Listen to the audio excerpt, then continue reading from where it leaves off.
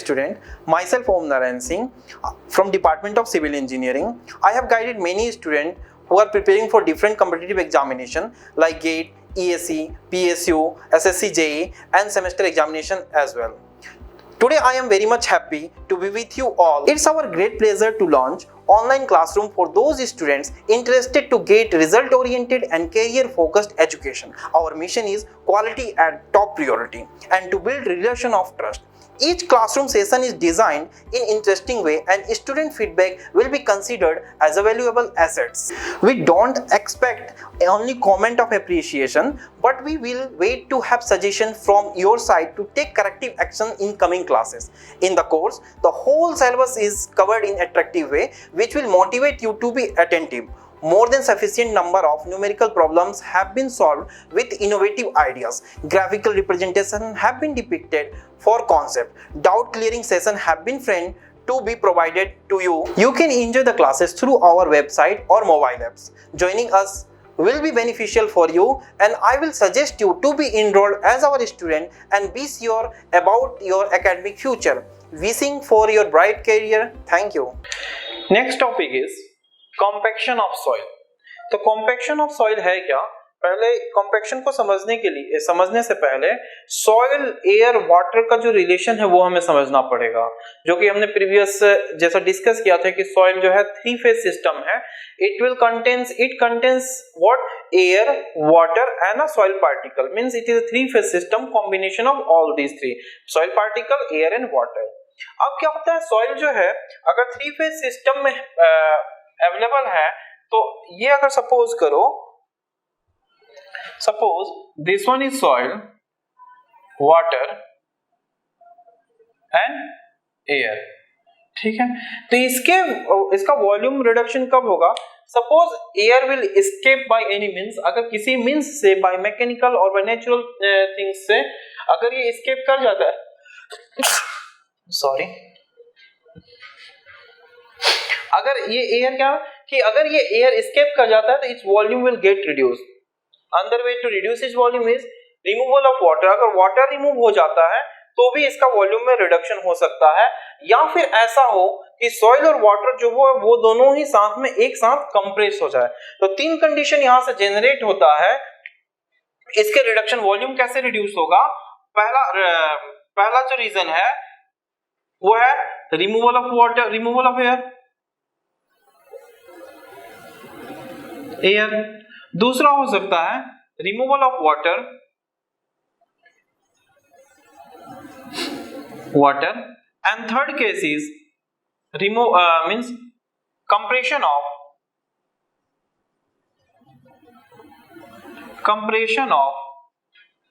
Soil and water.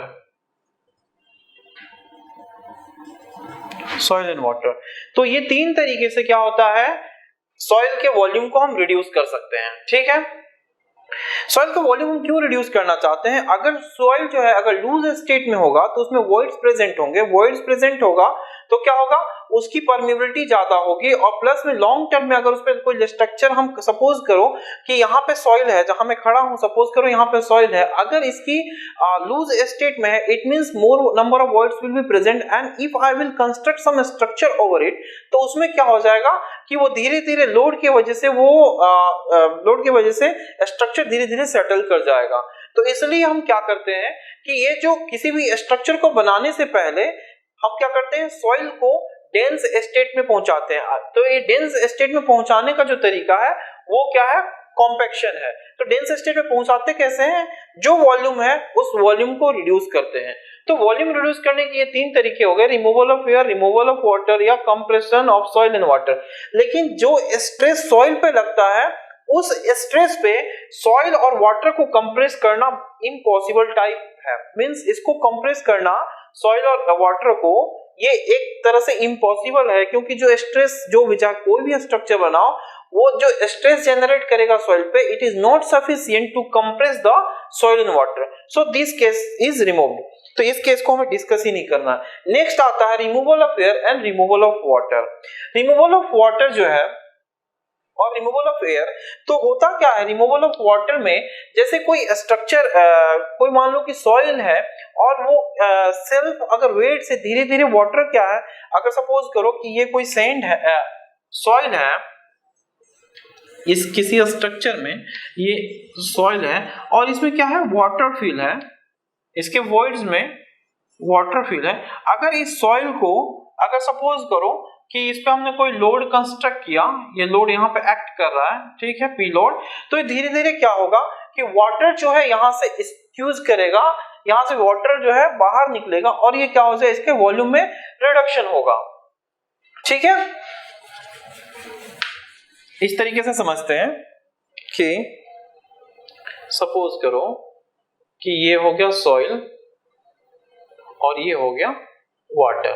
ये कोई मैंने बताया था कि 3 फेज डायग्राम जो बनाता है, ऐसा नहीं कि सॉइल और ऊपर से वाटर हो, ये मिक्सचर होता है, लेकिन हम क्या समझने के लिए इस तरीके से सेपरेट कर देते हैं सॉइल और वाटर को। तो सपोज करो किसी लोडिंग कंडीशन के वजह से ये जो सॉइल है ये एज इट इज और वाटर का जो वॉल्यूम हो गया, सपोज करो ये डेल वी से रिड्यूस कर गया, इसका वॉल्यूम थोड़ा बहुत रिड्यूस कर गया। इसमें सपोज करो कि हमने कोई लोड अप्लाई किया था, तो लॉन्ग टर्म में क्या होगा, ये वाटर जो है यहाँ से इस सॉइल मास से, सपोज करो ये ओरिजिनल सॉइल मास कुछ इस तरीके से था, इसके तरीके से, और वाटर प्रेजेंट था, इसी को हमने इस फेज डायग्राम से रिप्रेजेंट किया हुआ है, ठीक है। और इस सॉइल पे पी लोड लग रहा है, तो होगा क्या लॉन्ग टर्म में, इससे वाटर धीरे धीरे क्या करेगा, निकल जाएगा, बाहर निकल जाएगा और इसके वॉल्यूम में रिडक्शन होगा। तो ये जो प्रोसेस है ये नेचुरल प्रोसेस होता है और इसे हम कहते हैं consolidation, removal of water from the soil.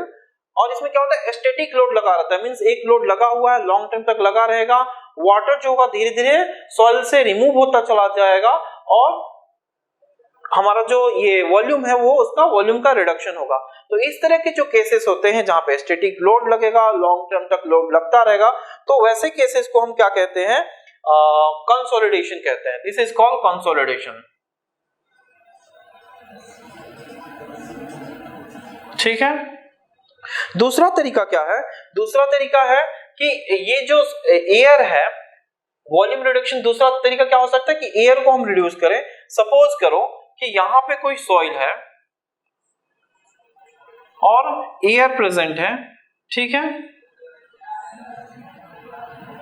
तो ये सॉइल एज इट इज और एयर जो है उसका वॉल्यूम रिड्यूस कर गया, तो ये डेल वी से रिड्यूस कर गया, तो ऐसे स्ट्रक्चर को कॉम्पैक्शन मींस ऐसे जो रिडक्शन है, एयर को निकालने का जो तरीका है, एयर अगर रिमूव होता है और वॉल्यूम का रिडक्शन होता है, तो वैसे केसेस को हम कॉम्पैक्शन कहते हैं, कॉम्पैक्शन। तो कंसोलिडेशन और कॉम्पैक्शन में बेसिक डिफरेंस क्या है।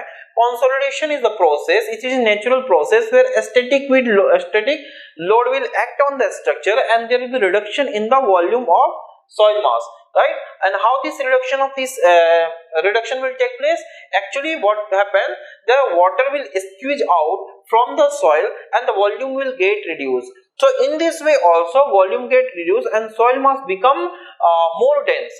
Similarly यहाँ पे क्या होगा, स्टैटिक लोड लगेगा, राइट।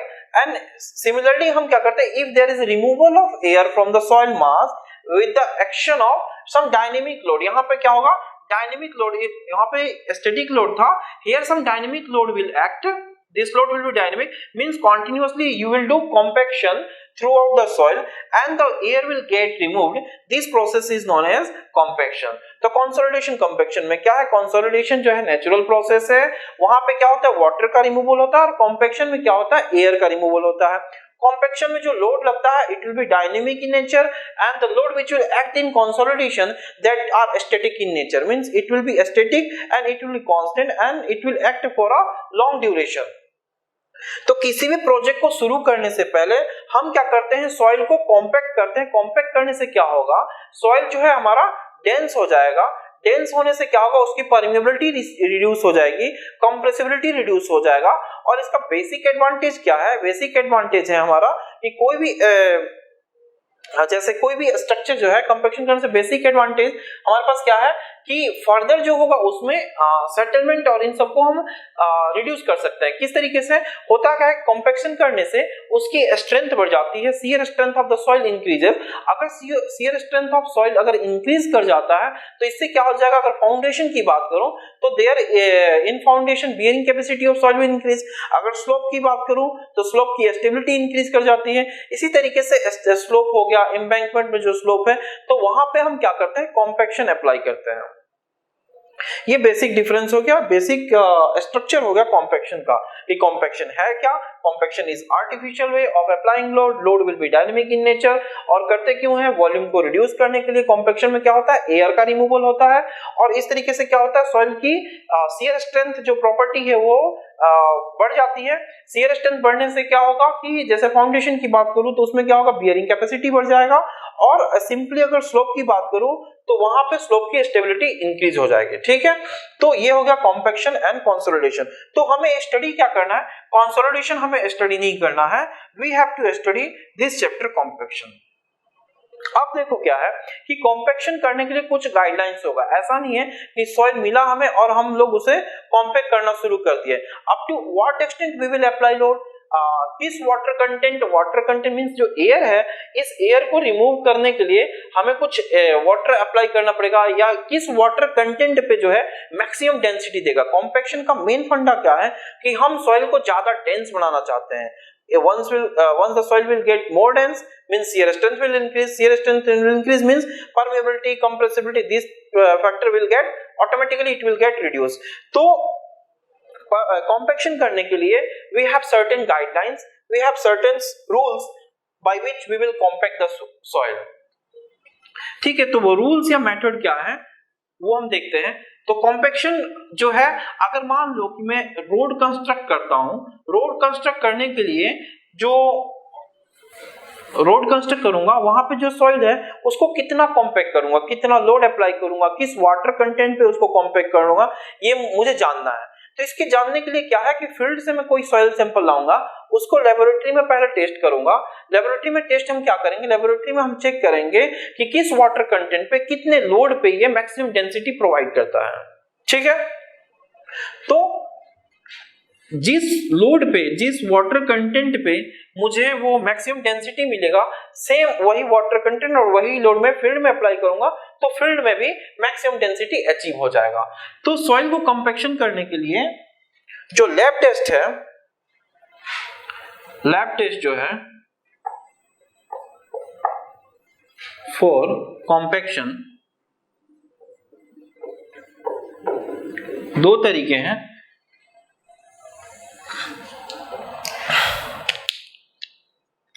पहला है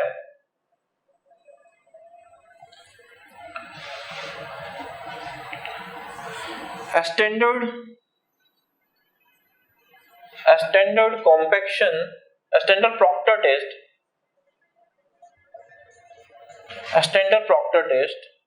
and second one is modified proctor test.